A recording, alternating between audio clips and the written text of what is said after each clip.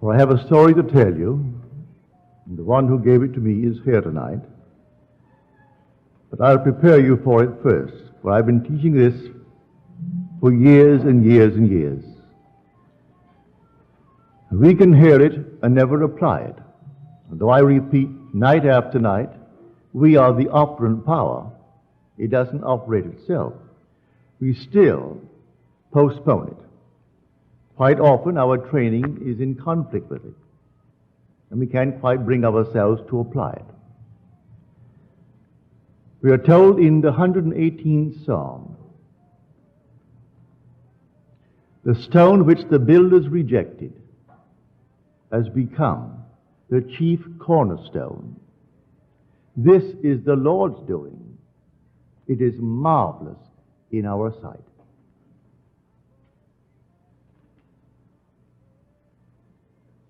Many years ago, sitting in the silence, thinking of nothing in particular, with my eyes closed in contemplation, but not really thinking of any one particular thing, suddenly a stone appeared before my eyes, about that size, huge quartz. And here this quartz shattered, fragmented itself into many, many pieces, and then quickly reassembled itself, at this time, into the human form, seated in the lotus posture. As I looked at it, I saw it was myself. I am actually looking at myself. I became so emotionally lifted. As I looked at it, it began to glow. And then it reached the intensity of, I would say, light of the sun. And then it exploded. And then I awoke in my chair. The stone that I had rejected was myself.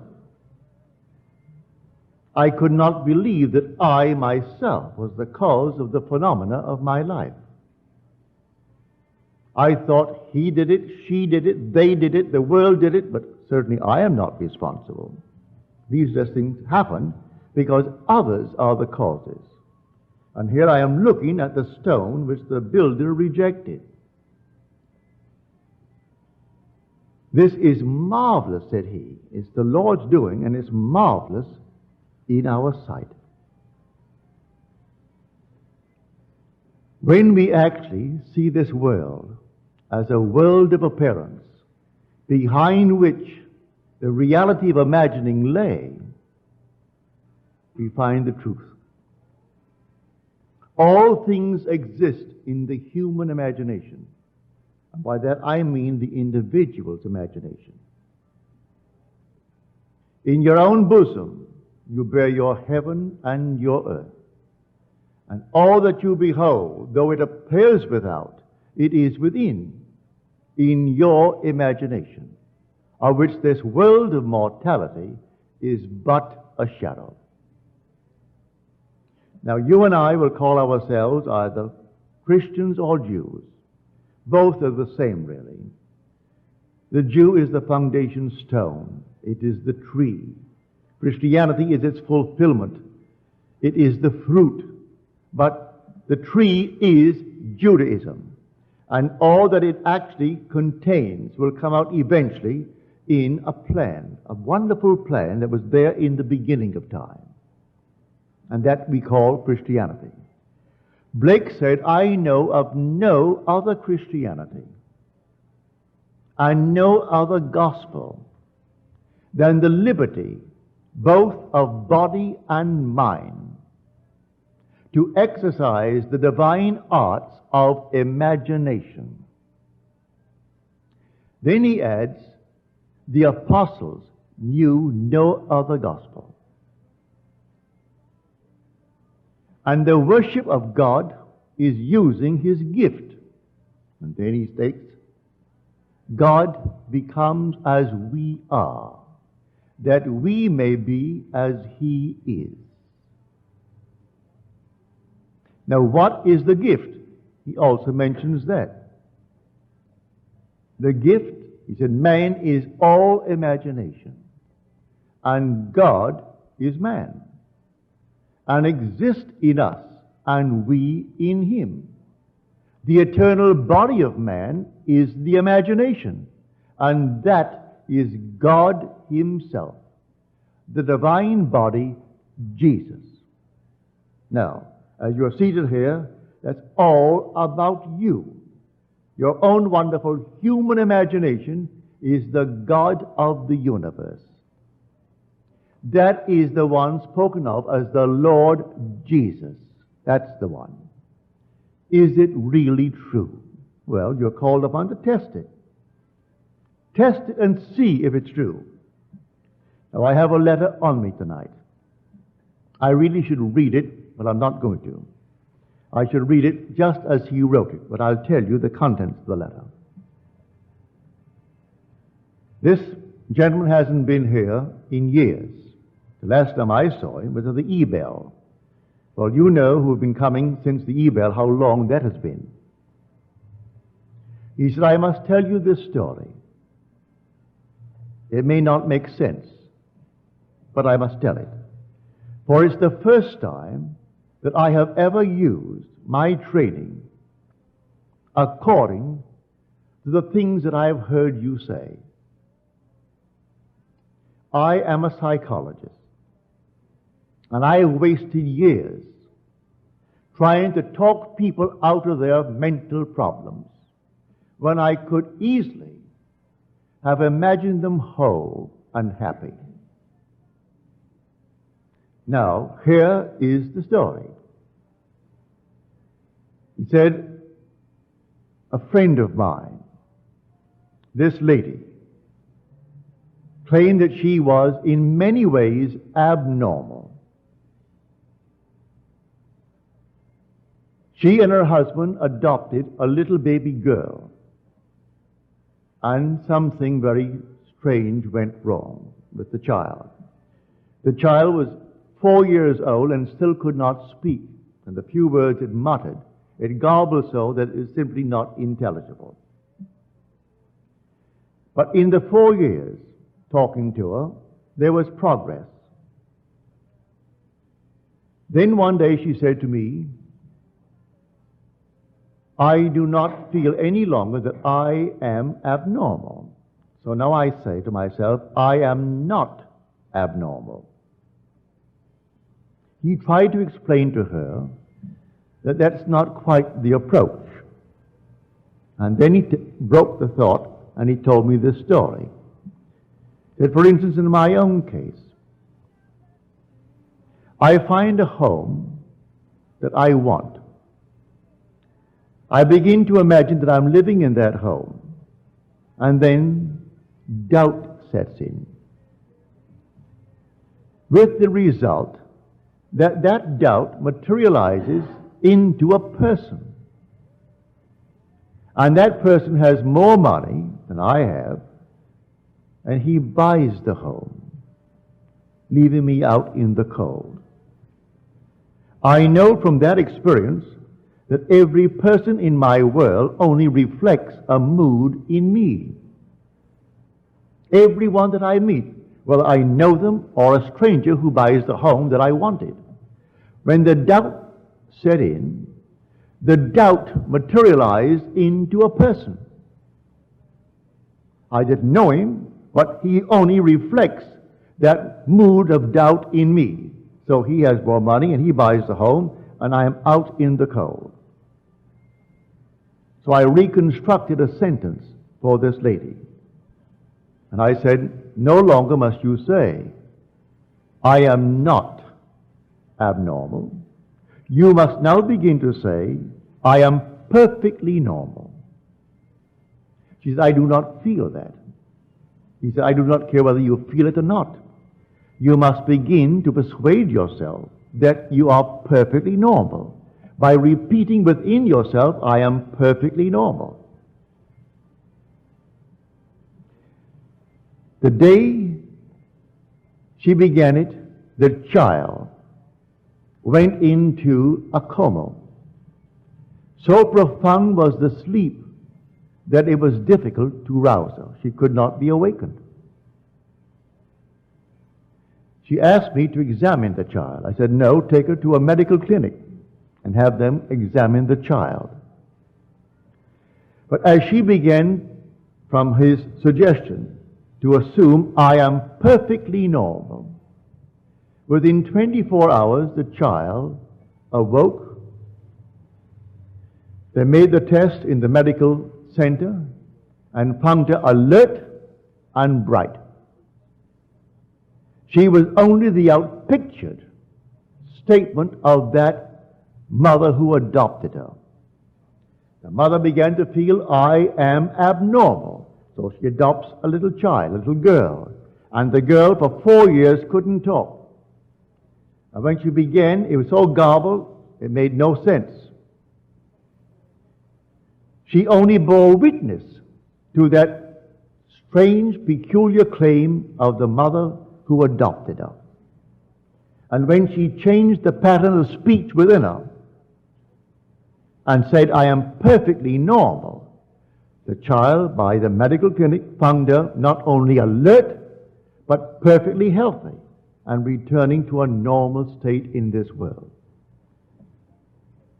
The whole vast world is yourself pushed out. All that you behold, though it appears without, it is within, in your own wonderful human imagination, of which this world of mortality is but a shadow. Why? I found him. I found him of whom the prophets spoke. They spoke of Jesus, and the world is taught to believe he's a man who lived 2,000 years ago and who was crucified 2,000 years ago. And I am telling you, he is crucified on humanity. And the one crucified on humanity is man's own wonderful human imagination. That's Jesus. And there is no other Jesus. That is Jesus. He is buried in man. He is the dreamer in man. And he is dreaming this dream of life. What are we feeding him? Well, I'll tell you what we feed him, because he is capable of anything in this world. And listen to these words from Deuteronomy, the 32nd chapter, the 39th verse of Deuteronomy. And these are the words of the Lord speaking. I kill, and I make alive. I wound, and I heal. And there is none that can deliver out of my hands. There is only one creative power in the world. The one who kills is the one who makes alive. The one who wounds is the one who heals. And there is no other power than this one power. And that one power is your own wonderful human imagination. That is God. There is no other God. He is buried in you, and the day will come, he will awaken within you. When, and I trust it is now, that I could turn you from this world of seeming reality on the outside to a world of imagination. So you actually live in your own wonderful human imagination. If you do, and you really turn into a being who believes in the reality of his own imaginal acts, you are then on the verge of rebirth.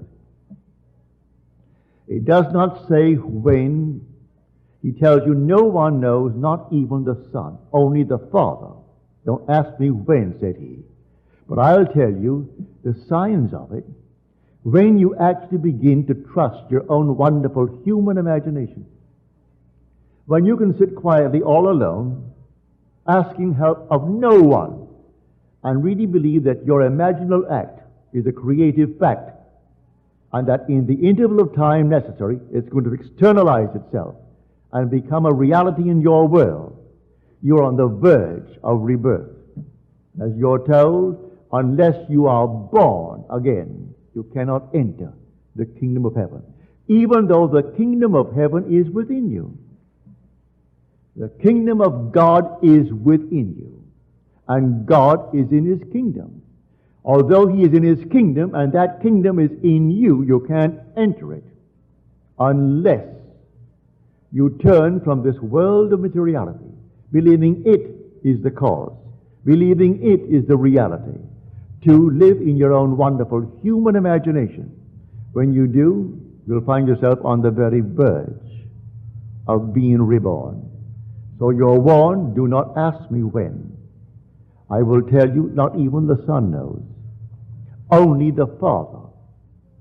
But I'll give you the symptoms of it when you can trust your own wonderful human imagination. That will be the symptom.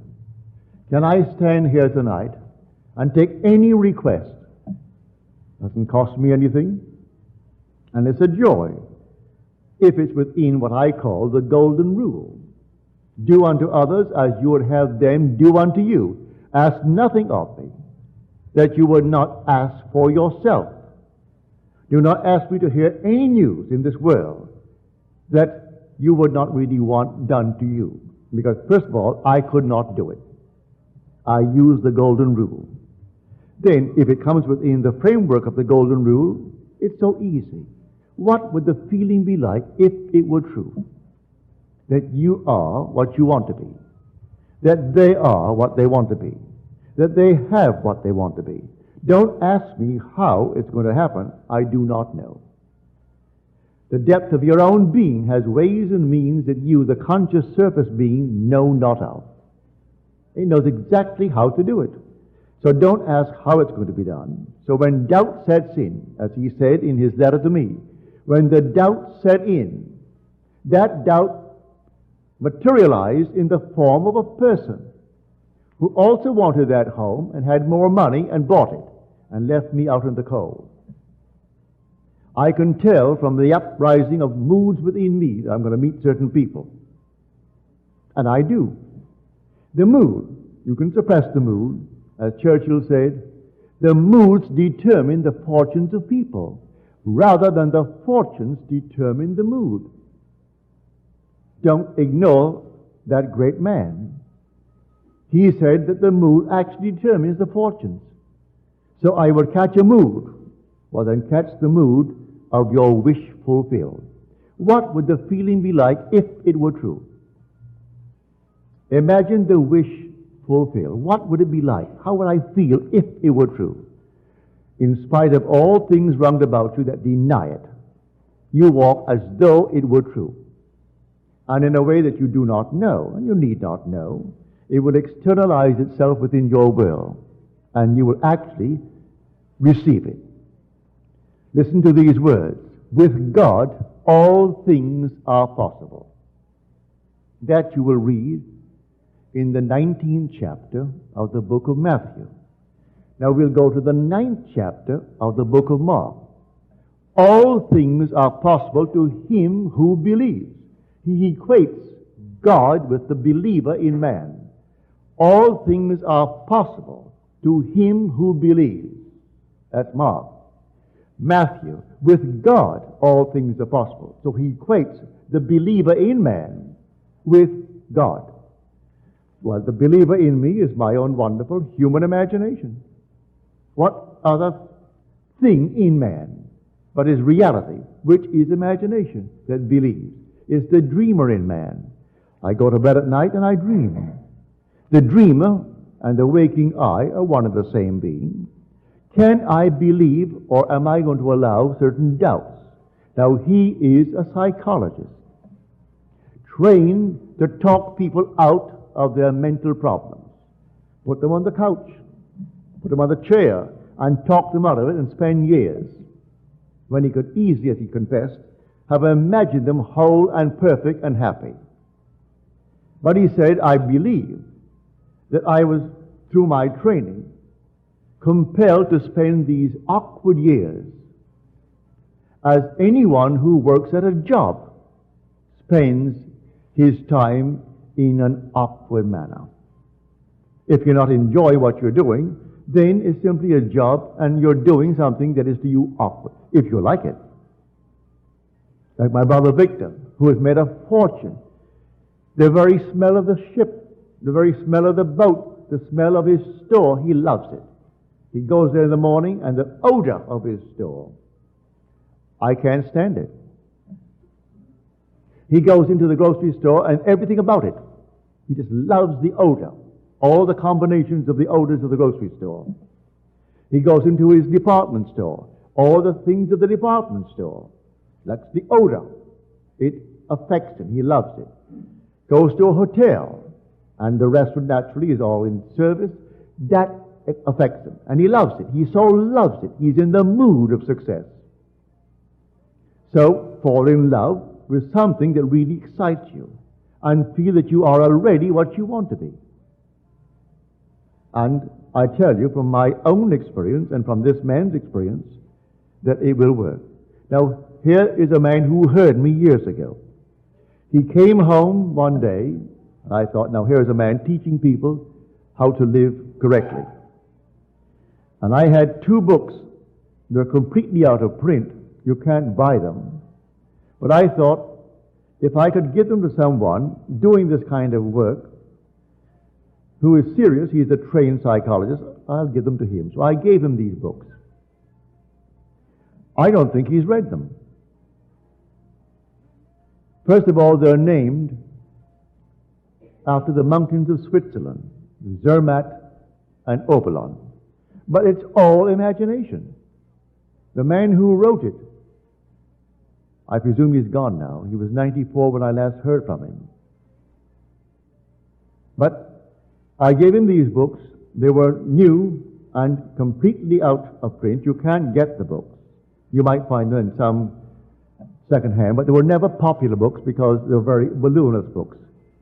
But he wrote them in the form of a dialogue like a Plato. He introduced 5 characters, and each one was a scientist, one was a philosopher, one was a mystic, one was something else, and they all discussed. And he had the central one who was the mystic, explaining the phenomena and the cause of the phenomena of life. And so he wrote these volumes. And I gave them to him. I asked him the other night, because he's here for the second time in years. And he mentioned the way he told me about them. I don't really think he really read them with understanding or really read them, because it's told like a Plato would tell a story, introducing characters. Because the one person is speaking as the scientist, as the mystic, as the philosopher, as the atheist. He had them all present, only 5 characters. But the books are completely on imagination. And it's called the Zermatt Dialogues and the Oberland Dialogues. And I went down to the bookstore in Long Beach called Acres of Books looking for them. And old Mr. Smith, he's gone now. He was then in his 80s. And I was looking all over the philosophical department and the other departments. Oh, he said, you wouldn't find them there. You'll find them under Switzerland, the mountains. He didn't know the content of the book. Go over to the place and look under Switzerland. And there they were. So I found my 2 books. And I parted with him and I gave them to him in the hope that, because he is a psychologist, a trained one, that these were showing that causation is all imagination. That imagining creates reality. What am I imagining? So they came to him, the embodiment of imagination. And they said, but you haven't eaten. And they were concerned because he had been left alone and he had not eaten. And he said, I have food you know not of. And the food is, what are you feeding your imagination morning, noon, and night? You read the morning paper and you react. And you don't know one character there, any of them, and you react even before you get to the end of the page, based upon some biased reporter. But you react. That's what you fed the Lord. For the Lord is your own wonderful human imagination. That's God, and there is no other God. That is the Jesus of Scripture. That's the Jehovah of the Old Testament. And He is housed in you. That's why you are immortal. So you can drop right now. Now I tell you, it makes no difference to your immortality. Chop off your head, burn you, and turn it into dust. You are an immortal being. You cannot cease to be, because God became as you are, that you may be as He is. And so you're going through these with these strange, peculiar diets, and we simply produce what we feed upon. You can learn a lesson from the animal world. When we were children, we had ducks, chickens, all kinds of things that you have on a farm. And we were a large family. There were 10 children, 9 boys and 1 girl. And we had a father, mother, and grandmother, all living in our home. And Mother would say to us, take, say, 2 or 3 ducks and put them away, because I want them in 2 weeks, I'm going to have a duck dinner. So you take the 3 ducks and you put them away. Well, she meant that you will change their diet, because when I was a boy, fish was plentiful and cheap. You could bring in all kinds of fish.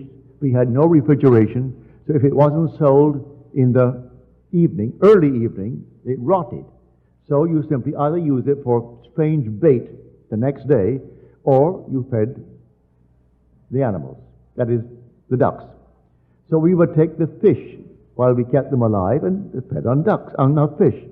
And they got fat and they were altogether healthy. But you couldn't eat that bird until you took it and isolated it and put it in a cage by itself and stuffed it with meal, corn, sour milk, anything of that nature. And at the end of 10 days, that bird, having been fed only on, say, milk or corn or anything you had of that nature, the whole system changed. And so when you cooked it, it was like a milk-fed bird. If you didn't do it, you couldn't eat it. It's all fish. And I would know, I can see it now in my mind's eye. When Mother said, Neville, get a few ducks and put them away, and I'm playing cricket and playing soccer, I forgot it. When I remembered, it was only about 5 days before. So I took the ducks and put them away, but 5 days was not enough to purge it completely of the fish. Well, you could smell that thing all over the neighborhood. On Sunday afternoon, we were going to have ducks. And we knew we couldn't have ducks because you couldn't eat it. You look at a duck and you're eating fish. So it repulsed everyone. Of course, we got a good spanking for it because we didn't do what Mother commanded us to do at the time that she told us to do it. Well, that is just like everything else in this world. You feed, as he said, I have food you know not of. You feed for a few days, a couple of weeks, on a changed mental diet. In this case, in 24 hours, when she took the diet that he gave her, I am perfectly normal. The child went into a deep, deep sleep from which she could not be awakened without a struggle. And then the clinic said, well, she's not only bright, but she's healthy. She's completely right. She was simply the outpictured statement that that girl lived with when she said, I am abnormal in many ways. You take a new diet tonight, and just like the duck, and it may take you a day, it may take you a week, it may take you 2 weeks, but if you actually persist in the changed diet, you will outpicture that diet, that change of diet, and your whole vast world will change. We are the only beings to whom he gave speech. He actually became man. And this inner speech is a marvelous gift, and you can't stop it. You're doing it morning, noon, and night. You go to bed talking to yourself. You wake in the morning talking to yourself. And whether there's someone present or not, you're still talking to yourself. You walk the street. Some are obvious when they do it, but most of us are not that obvious, but we're doing it anyway. We're carrying on little mental conversations with ourselves. But what are we carrying on? Arguments? Or are we boldly affirming and asserting that I am, and then name what I want to be? In her case, he gave her what she should say, and she argued with him that she couldn't say it because I do not feel that yet. Don't wait to feel it, he said to her. Do it now. I am perfectly normal, because if you say I am not abnormal, that's not a creative thing towards your goal. In fact, it may be destructive. You want something positive, not something negative. I am not abnormal. I am perfectly normal. Then the child, the outpictured self. So everyone in your world is yourself pushed out. Blame no one. Don't even blame yourself. Just change the diet. They only reflect what you have been doing and maybe still doing. And when you see it, you change the diet. And the diet is simply words, all within you. So you assume that you are now the man, the woman that you want to be. Walk in that assumption as though it were true. Live in it just as though it is true. And then, who knows, that diet may not take more than 24 hours. I'm quite sure it would not take more than a few weeks to project itself in a way that you do not know. How do you know this little duck? And I'm speaking from experience. I'm not telling you a story that someone told me. I was the one spanked for not catching those ducks the very day the order was given. And Mother was a kind of a disciplinarian that she always kept her word. If she promised you a bicycle, if she gave you a bike because you would do something, she kept it. If she promised you a beating, if you didn't do something, she kept that too. She was a great disciplinarian. I came back during the First World War. I went down on a schooner to what is now called the Virgin Islands. Then they were owned by Denmark. Santa Cruz and what is now St. Thomas and then St. John. We bought them during the war, the First World War. That is, we in America bought them. But then I was a British subject. And I went down on a schooner to get cattle because we didn't raise cattle in Barbados and we needed the meat. And they had the dairies, all Denmark. Denmark owned them. So there were dairy people. Bought the cattle, put them aboard the ship, and started back for Barbados. And we were becalmed off Martinique. Martinique has a huge mountainous volcano. We were out of sight of the island, so they couldn't rescue us. And there's no radio in those days, no possibility of contacting the mainland. And there we are, simply drifting, not moving an inch in the course of a day. And the cattle are dying. They're all dying. We were 8 days late coming into Barbados, and all the cattle are gone from the bilge and the lack of food, the lack of water. And I thought, well, now, when I came home, they'd be so happy to see me because I thought I was gone because the submarines, the German submarines, were shooting at everything in the area, even a little schooner. So I came in, and I came home. They all greeted me with open arms. But that very day, Mother said to me, I don't want you to go out into the sun. You've had enough sun on that schooner for these many days at sea. I must have been 2 weeks at sea, and no possibility of any shade. Burnt to a crisp. Don't go out. Well, I had guinea pigs, and I had rabbits. I had to go and see how my guinea pigs and rabbits were coming on. But she told me not to go. I figured my first day home, certainly Mother will not hold it against me. So I went out, disobeying her order. When I came back in, she said, did I tell you not to go out? Yes, Mother. I thought, well, now, after all, this is my first day home, and she thought I was dead. Here I am resurrected. That didn't pacify her at all. Took off that shoe, and she whanked me. And she let me have it. She was the most marvelous disciplinarian. She promised you a watch, you got it. If she promised you anything, you got it, including the whipping. So I'm telling you, a change of diet.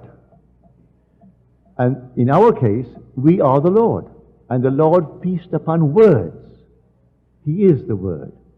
And so what are you saying to yourself in the course of 24 hours? I am in want, I am this, I am that. Change it.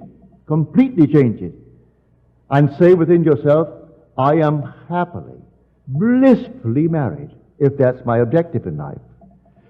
Reason denies it, your senses deny it. I am blissfully happy, and sleep as though it were true.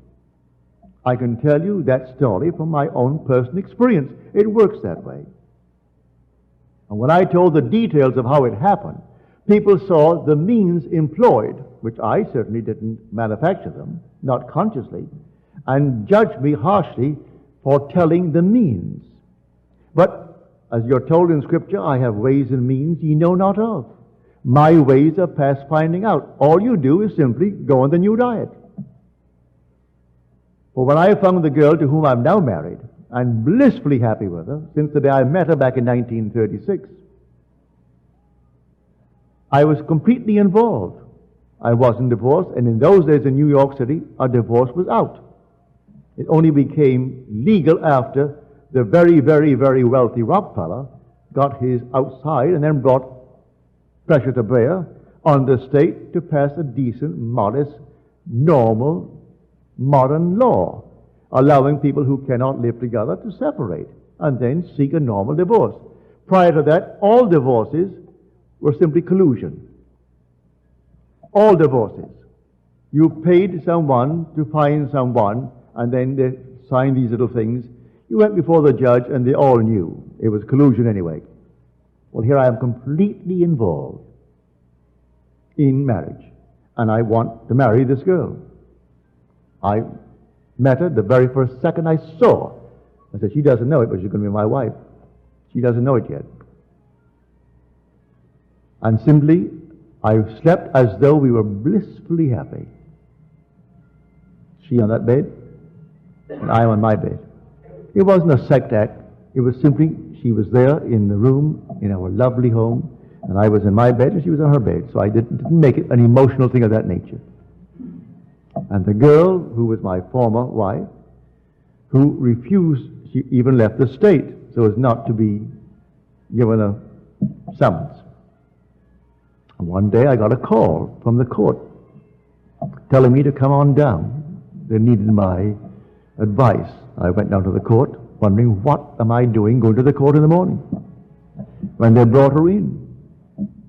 And I pleaded her case before these three judges. And she said to me after I got her off, that was a very decent thing for you to do, Neville. And I know you want a divorce. Give me the papers. I didn't have the papers on me. And she and I got into a taxi and rode to my hotel, and I gave her the papers. Now, that's supposed to be illegal, so I'm told now. You can't serve your own papers. I didn't know that. Give her the papers. And I got my divorce in the city of New York. So I know it works. It took me 1 week to do it. That's all that it took me, 1 week. I simply went sound asleep in the assumption that my wife was there. And it's the girl to whom I'm now married and who bore us this glorious daughter. And it's been since 1936. So here, this heavenly state was denied me because I wasn't feeding myself the right food. I have food you know not of, and the food are words. And you repeat them within yourself. What am I saying? As Blake said, oh, what have I said? What have I done? Oh, all-powerful human words. What have I said? What have I done? Oh, all-powerful human words. If man only realized what he is doing when he is talking seemingly idly. So, after all, who cares? Who knows? Who knows? The only one that cares knows. And he is your own wonderful human imagination. That is God. That's the Jehovah of the Old Testament and the Jesus of the New. And there is no other God. And he's buried in you. And he's dreaming in you. And surely you want to awake. But you will awake the day that you actually move in to the life of imagination, where you trust your imagination and live in it. You're not far from the threshold of rebirth. But I can't tell you the day or the hour. No one knows but the Father, and the Father is your own wonderful human imagination. I saw it so clearly. This is the stone that the builders rejected. But what the builders rejected has become the chief cornerstone. It was the Lord's doing, and it is marvelous in our sight. So I rejected the fact that I was the cause of the phenomenon of my life. I couldn't believe it. I thought everyone outside of myself caused it. Then I realized, when I saw the vision, here is a stone, a quartz, and it fragmented into numberless parts. As he said, the one who bought the home, that's a fragmented part of my own being. My doubt brought him into being. He materialized my doubt. A man, a person. And he bought the home I wanted because he had more money. I materialized that. It came out of me. So the whole thing fragmented. And then when it came together and formed itself into a man, seated in the lotus posture, and I looked at it, I'm looking at myself. Then I realized I am the cause. He is the dreamer in me. One day he is going to awake from this dream. And when he awakes, I am he. And he and I are one. This is the story I am trying to tell the whole vast world. Because I know it's true, and the day will come, you will know it's true. There is no other God than your own wonderful human imagination. I still would invite you, although I've told you to do it yourself, I still invite you, if you feel uneasy about it, to ask of me. For in the end, may I tell you, we are one. Now let us go into the silence.